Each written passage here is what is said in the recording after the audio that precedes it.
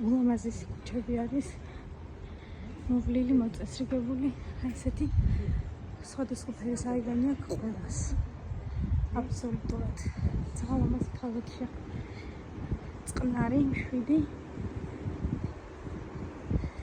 სენ ჯულიანისგან განსხვავებით.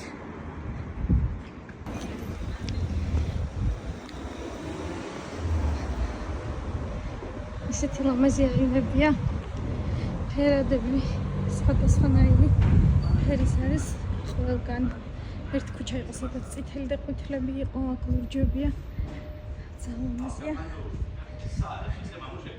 ძალიან სუფთაა სხვათა შორის.